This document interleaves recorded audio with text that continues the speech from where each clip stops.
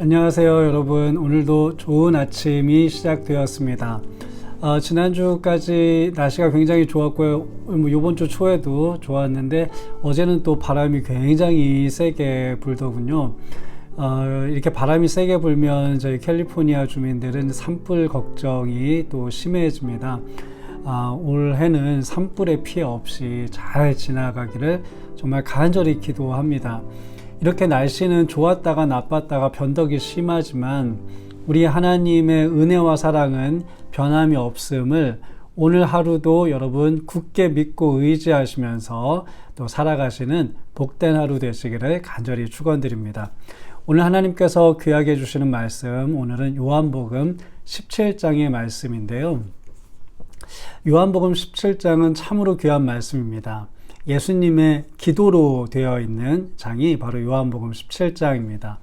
우리가 예수님의 기도라고 하면 주기도문을 금방 이렇게 떠올리는데요. 사실 성경에서 예수님의 기도가 가장 구체적이고 가장 길게 나온 기도는 바로 이 요한복음 17장이라고 할 수 있습니다. 게다가 이 기도는 예수님이 제자들을 위해서, 그러니까 이 땅의 그리스도인들을 위해서 하신 중보기도이기 때문에 너무나도 소중한 기도의 내용이 담겨져 있습니다. 우리 교회는 이제 매년 사순절이 되면 성경을 외우는 그런 신앙 영성 활동을 했잖아요. 우리가 작년까지 산상수훈을 매 한 장씩 다 외웠는데 이제 올해도 어떤 거를 선택할까 하던 중에, 물론 올해는요 사순절 때 조금 다양한 활동들을 좀 해보려고 지금 고민하고 있는 중에 있는데요. 아무튼 그 안에 성경 암송은 또 들어갈 겁니다. 그 성경 암송의 장 중에 이제 산상수훈이 끝났으니 어느 다른 거 하나를 정해야 되는데 가장 강력한 후보 1순위가 바로 이 요한복음 17장입니다. 그러니까 여러분 오늘 더 눈여겨서 깊이 묵상하시기를 바랍니다.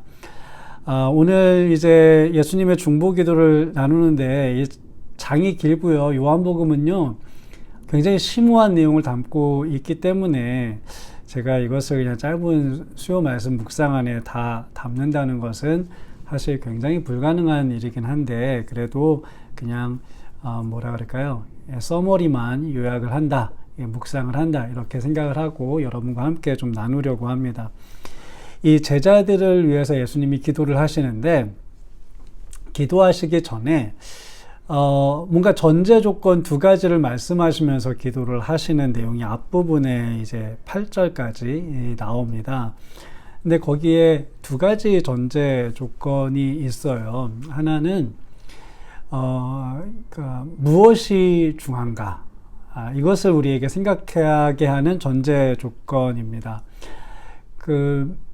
옛날에 한국 영화 중에 곡성이라는 영화가 있는데 거기서 꼬마 아이가 대사 중에 무엇이 중헌디 이렇게 하는 대사가 있잖아요. 그 대사가 굉장히 큰 유행이었죠. 무엇이 중헌디. 물론 그 아이는 뭔가 그때 아마 제 기억으로는 어떤 귀신이 들려서 그 귀신에 들린 상태로 말한 대사 중에 하나가 무엇이 중요한디 이거였습니다. 근데 물론 이제 영화상에서는 귀신이 들어서 한 말이지만 굉장히 우리 삶에 중요한 이슈, 화두를 던져준 질문인 것 같아요. 그래서 유행이었던 것 같아요. 정말 우리는 무엇을 중요하게 생각하면서 살아야 되나? 우리가 중요한 거 뭔지 모르고 살아가는 게 너무 많잖아요. 근데 오늘 말씀에서 예수님은 먼저 영생이 우리에게 굉장히 중요하다라는 사실을 짚어주는데요. 그것은 예수님이 중요하다라고 말씀하신 게 아니라 제자들이 그것을 중요한 줄 알고 산다는 거예요. 근데 여기서 말한 영생은 하나님과 예수님을 아는 것이라고 표현을 하거든요.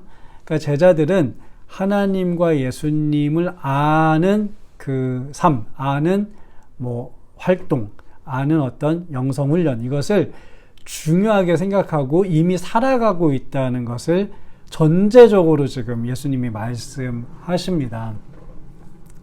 우리가 세상을 살면서요, 특히 팬데믹 상황을 겪으면서 막 돈이 더 중요하고 사업 잘 되는 게 더 중요하고 이렇게 좀 우리가 더 거기에 막 급급하게 살잖아요. 그런데 우리가 언제나 잊지 말아야 될 것은요, 영생, 여기서 말하는 영생이란 하나님과 예수님을 아는 것, 이것이 정말 중요하다는 사실을 우리에게 알려줍니다. 제자들은 그렇게 살았다는 거예요. 그것을 전제하고 있습니다. 여러분도 먹고 사는 문제, 물론 너무너무 중요합니다. 그것은 우리가 소홀히 여길 것이 아닙니다. 그러나 우리에게 근본적으로 정말로 중요한 것, 무엇이 중요한디? 라고 우리에게 물어봤을 때 저는 하나님과 예수님을 아는 것, 그것이 우리 인생에서 가장 중요한 것입니다 라는 것을 알고 살아가는 정말 예수님의 제자들 되시기를 바랍니다. 또 하나는 제자들은요, 말씀을 지키었대요. 그게 이제 6절부터 8절까지의 말씀에 나옵니다. 예수님이 기도하실 때 저들은 말씀을 좀 잘 지키었으면 좋겠습니다 라고 기도를 하시는 게 아니라 이미 제자들은 말씀을 지키는 사람들인 것을 전제적으로 지금 깔고 말씀을 하고 계세요. 그렇게 우리의 삶을 돌아보면 참 어떤 면에서는 좀 부끄럽습니다. 말씀을 통해서 하나님을 알고 예수님을 아는 것이 내 삶에 이미 전제되어 있는가? 나는 그렇게 그냥 당연스럽게 살아가고 있는가? 우리는 그것을 다짐을 해야만 겨우 며칠 하다가 또 못하고 혹시 우리는 이렇게 살지는 않는 것인가? 다시 한번 좀 돌아봐야겠습니다. 예수님은 제자들이 그런 사람들이라는 것을 전제해 놓고, 전제해 놨다기보다는 이미 제자들이 그렇게 살아가니까 그런 제자들에 대해서 지금 기도를 하신다는 내용이 이제 뒤에 나오는 것입니다. 우리도 제자됨의 삶을 다시 한번 우리의 모습을 돌아보면서 나는 하나님과 예수님을 아는 것을 중요하게 생각하며 살고 있는가?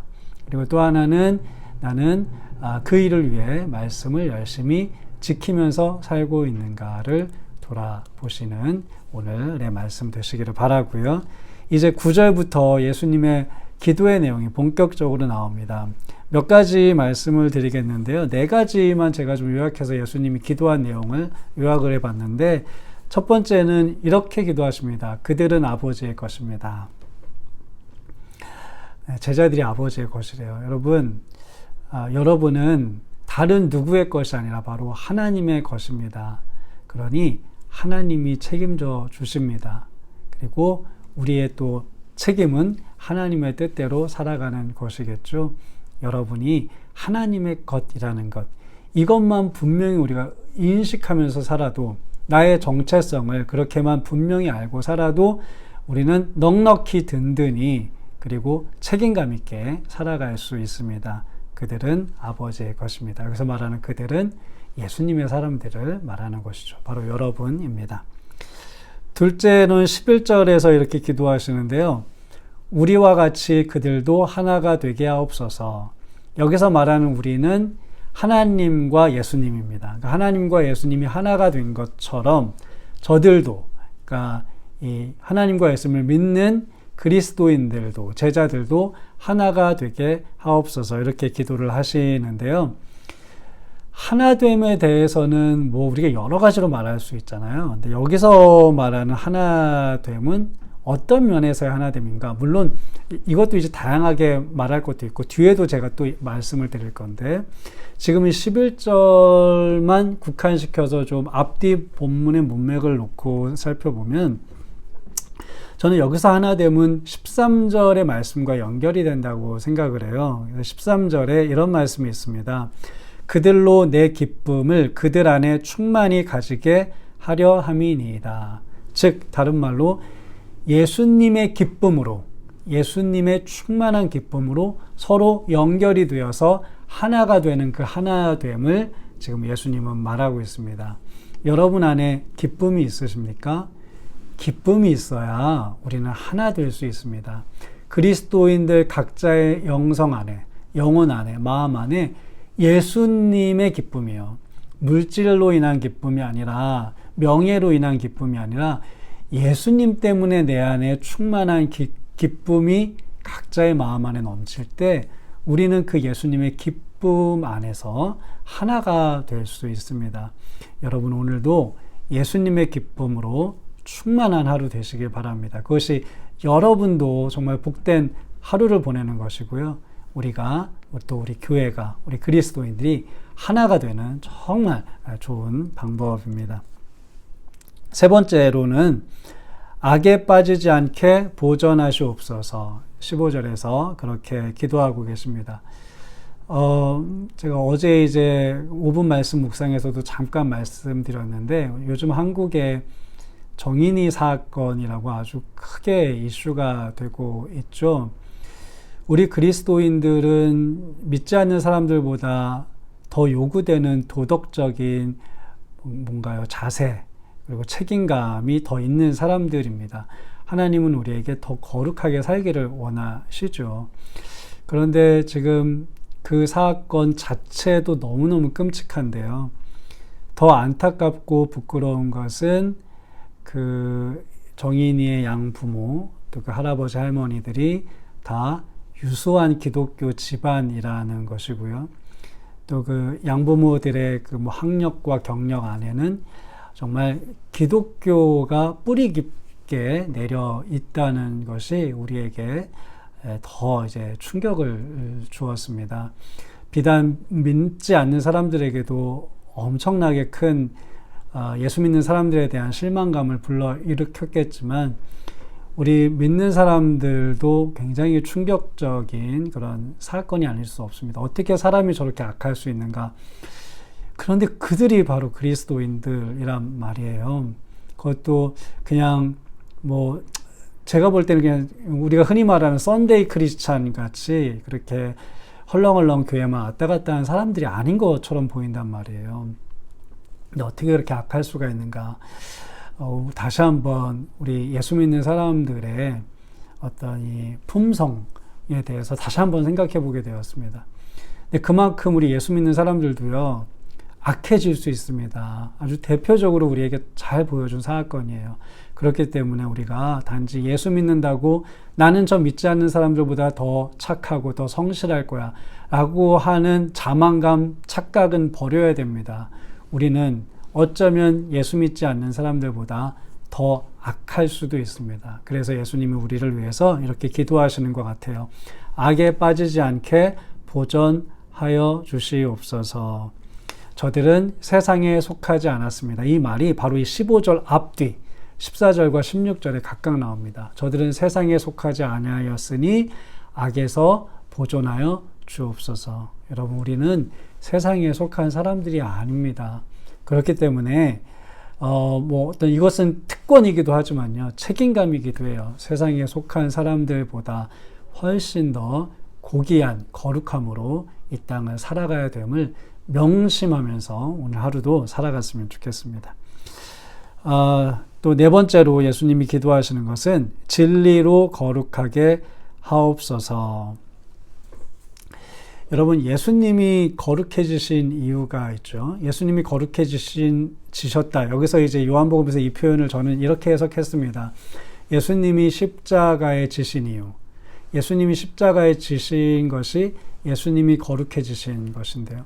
예수님이 십자가에 지신 그 이유, 달리신 이유는 바로 예수를 믿는 사람들을 예수님께서 그 십자가 안에서 거룩하게 하려고 하신 것이다. 저는 이제 그렇게 받아들입니다. 예수님이 그렇게 이제 기도하셨다고 저는 생각해요. 진리로 거룩하게 하옵소서. 십자가 안에서 저들을 거룩하게 하옵소서. 모든 이렇게 개신교회 교단들, 복음주의 교회들이 마찬가지이고요. 저희 성결교회도 중생과 성결을 매우 강조합니다. 그런데 이제 뭐랄까, 일부 기독교인들은 중생만 너무 강조하는 것 같아요. 내가 한번 하나님께 거듭나고 하나님께서 나를 한번 그 십자가의 보혈로 인치시면 나는 정말 그냥 거룩해진 사람이다. 이렇게 생각을 하는 것 같습니다. 그런데 그렇지 않아요. 오늘은 뭐 길게는 제가 설명을 못하니까 아주 짧게 중생과 성결에 대한 관계를 좀 비유적으로 말씀을 드리면, 중생은 뭐냐, 거듭남은 뭐냐, 이것은 목욕하는 겁니다. 씻는 거예요. 더러워진 우리의 육신을 깨끗이 그냥 목욕탕에 들어가서 씻는 겁니다. 그러면 성결은 뭐냐, 거룩해짐은 뭐냐, 저는 이거를 멋짐이라고 생각합니다. 치장이라고 생각해요. 우리가 흔히 부정적으로 말하는 거치장 이런 뜻이 아니라, 우리가 세상에 나갈 때 목욕만 하고 세수만 하고 밖에 나가는 사람 없죠. 깨끗이 치장을 하죠. 얼굴에 화장도 하고요, 머리도 깨끗이 빗어 넘기고요, 옷도 예쁘게 입고요, 맵시도 잘 고쳐 잡고요, 액세서리도 하고 그렇습니다. 그것이 전 좋은 뜻이라고 생각해요. 왜냐하면 나를 잘 세상 사람들에게 소개하고, 또 상대방을 만날 때 기분 좋게 하고, 또 상대방에 대한 최대한의 예의를 갖추는 이러한 것이 나를 치장하는 것 아니겠습니까? 이렇게 좀 그냥 간단하지만 좀 비유를 오늘 좀 해보고 싶습니다. 중생은 씻는 것이다. 근데 성결은 치장하는 것이다. 우리가 사람들 앞에 나서서 우리가 삶을 살 때, 사회생활을 할 때 씻고 옷도 입지 않고 나가서 사회생활을 하는 사람, 사람들을 만나는 사람은 아무도 없잖아요. 씻는 것으로만 되지 않습니다. 우리는 깨끗이 우리 자신을 치장해야 됩니다. 근데 그것은 더 많은 노력들이 요구되죠. 바로 그것이 저는 성결이 아닐까 싶습니다. 물론 너무 간단하게 제가 비유를 든 것이니까 이것을 너무 깊게 생각하면 좀 이상해집니다. 그러니까 그렇게는 하지 마시고 그냥 이렇게 간단하게 우리가 생활 속에서 비유할 수 있는 비유로 받아들이셨으면 좋겠습니다. 자, 이렇게 이제 또 예수님이 제자들을 위해서 기도를 하시다가 이제 20절에 오시면 다시 한번 짚어주는 내용이 있는데요. 내가 지금 이렇게 하는 중보기도는 내 눈에 보이는 그런 직접적인 제자들만 위해서 기도하는 것이 아니라 그들을 통해서 예수를 믿게 된 모든 사람들을 위한 기도이다라는 사실을 짚어줍니다. 그러니까 이 요한복음 17장의 예수님의 중보기도는 이 땅의 모든 그리스도인들을 위해서 예수님이 드리신 기도라는 것이죠. 그런데 여기서 또다시 예수님이 강조하는 바는 하나됨입니다. 저는 이제 교회 공동체에서 이 하나됨만큼 중요한 것이 없다고 믿는 사람입니다. 그래서 저희 교회 성도들에게 하나 되고 마음을 서로 합하고 이런 것들을 굉장히 많이 강조를 합니다. 근데 예수님이 여기서 말하는 하나됨은 세상에서 말하는 어떤 일종의 팀워크, 친밀함, 동지애 이런 것과는 차원이 다른 것입니다. 근데 혹시 교회에서 교회 하나됨을 이런 식으로 좀 착각해서 교회 활동들 거기에 포커스를 맞추면 안 되겠습니다. 예수님이 말씀하신 하나됨은 달라요. 예수님이 여기서 말씀하신 하나됨은 예수님과 하나님이 하나된 것, 완전한 그 유니티를 이루는 그 하나됨을 말씀을 하시는 것이긴 한데, 사실 성부 하나님과 성자 하나님이 하나 된 것처럼 우리가 그런 식으로 하나 되기는 어렵겠죠. 힘들겠죠. 우리에겐 그런 능력이 없죠. 그래서 예수님은 이 기도 안에서 하나됨을 말씀하시면서 세 가지 예수님께서 제자들에게 하나됨을 위해 주신 것들을 언급하십니다. 이 세 가지가 우리를 하나 되게 하는 핵심적인 요소라는 거예요. 첫째는 무엇을 말씀했냐? 제가 앞에서도 이미 말씀드렸던 충만한 기쁨, joy를 말씀했습니다. 이것을 예수님이 제자들에게 주었다는 거예요. 예수님 때문에 얻는 기쁨이죠. 이 기쁨이 있어야 우리는 하나 될 수 있습니다. 둘째는 영광, glory입니다. 22절에 나오는데요. 예수님은 우리에게 하나님의 영광을 주셨대요. 이 영광으로 인해서 우리는 점점 영적으로 성숙하고 성화되고 거룩해지고 영화롭게 될 수 있는 것이죠. 이것을 사도 바울이 로마서에서도 말씀을 했습니다. 로마서 8장 30절에서 이런 말씀을 하셨어요. 하나님께서는 이미 정하신 사람들을 부르시고 또한 부르신 사람들을 의롭게 하시고 의롭게 하신 사람들을 또한 영화롭게 하셨습니다. 아멘. 그러니까 여러분은 어떤 사람들이냐? 하나님이 이미 부르신, 선택하여 부르신 사람들이다. 하나님이 선택하여 사람을 부르실 때 하나님은 그를 하나님의 은혜로 의롭게 해주신다. 뿐만 아니라 하나님은 그들을 영화롭게 해주신다. 지금 사도 바울이 이렇게 말씀을 했는데 예수님의 말씀과 일맥상통하는 것입니다. 예수님은 우리에게 하나님의 영광을 주심으로 우리를 영화롭게 하십니다. 그 영광이 우리 안에 있을 때 우리는 하나님 안에서 예수님 안에서 하나가 될 수 있다는 말씀을 하십니다. 세 번째는 사랑, love입니다. 하나님의 사랑은 예수님이 주시는 충만한 기쁨과 예수님이 주시는 영광을 이루는 핵심 요소입니다. 예수님은 자신의 목숨을 버리는 그 사랑을 통해서 십자가 안에서 우리를 하나로 묶어주셨습니다. 이것은 100번, 1000번, 10,000번 강조해도 부족함이 없죠. 그리스도의 사랑 안에서, 십자가 안에서 우리가 묶여있기 때문에 우리는 하나 될 수 있습니다. 교회는 언제나 하나됨을 강조하죠. 그런데 그 하나됨은 단순히 서로 친교를 같이 많이 하고 밥을 같이 많이 하고 운동을 같이 하고 서로 어울려 놀고 만나는 시간을 많이 갖고 그렇게 이루어지는 것이 아닙니다.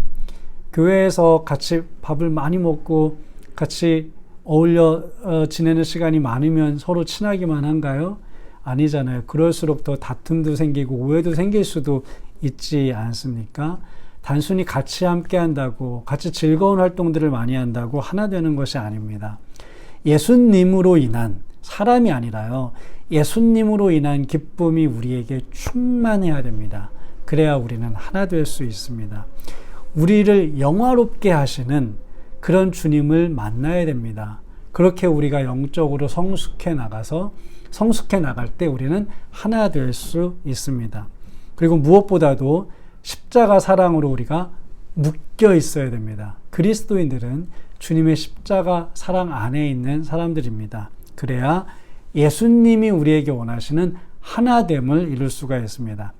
이 세 가지는요, 앞에 쭉 나온 말씀들을 요약하면 하나님과 예수님을 알아가는 훈련을 통해 얻어지는 거로 저는 이해를 했어요.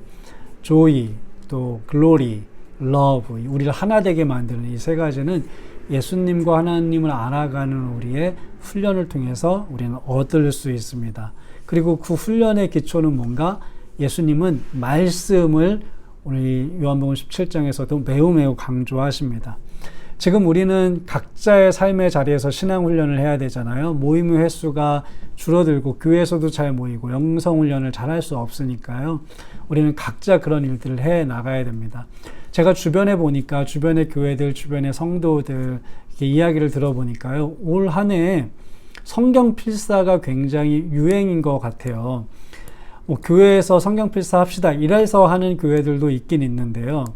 그것보다는 더 많은 분들이 자발적으로 올해는 내가 성경 필사를 하겠다 이렇게 참여하시는 분들의 이야기가 제가 벌써 꽤 많이 들었습니다. 우리 교회뿐만이 아니라 다른 많은 교회들의 성도님들이 그런 성경 필사 훈련을 하려고 하시는 것 같아요. 그만큼 지금 각자의 삶의 자리에서 자신의 그 신앙의 훈련을 하려고 하나님의 말씀을 붙잡는 사람들이 꽤 많이 있다는 것입니다. 정말로 반가운 소식입니다. 여러분들은 어떠십니까? 지금은 신앙의 휴식기가 아니라 신앙의 동계훈련기입니다. 이 동계훈련기에 어떻게 내가 신앙의 훈련을 잘 쌓아놓느냐에 따라 우리가 다시 만날 때 더 멋진 사람으로 혹은 더 건강하고 튼튼하고 능력 있는 영적인 군사로 이렇게 변해서 더 변모되어서 만날 수 있습니다. 올 한 해 성경 필사든 성경 암송이든 통독이든 말씀을 붙잡고 정말 열심히 살아가려는 노력을 하셨으면 좋겠습니다. 그를 통해 우리 모두가 주님 안에서 하나됨을 이루는 예수님의 참된 제자들 되시기를 주의 이름으로 간절히 축원합니다.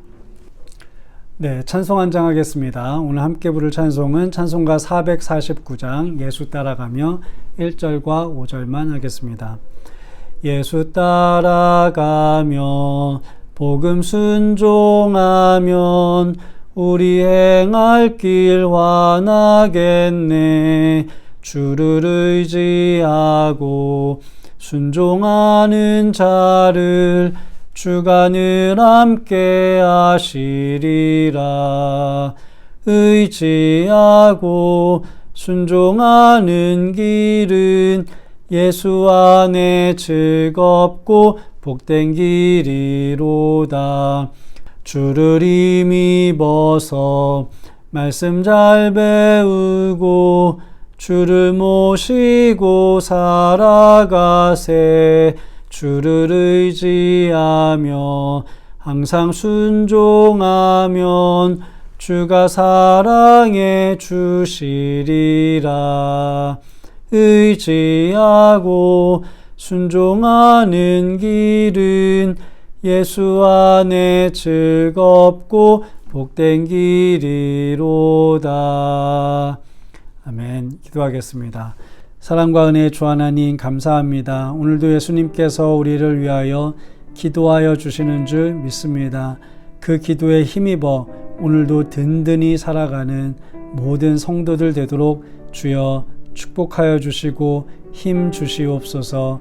예수님의 이름으로 기도합니다. 아멘. 오늘도 우리 주님이 여러분을 위하여 기도하기를 쉬지 않으십니다. 그 기도에 힘입어 든든히 살아가시는 하루 되시기를 간절히 바랍니다.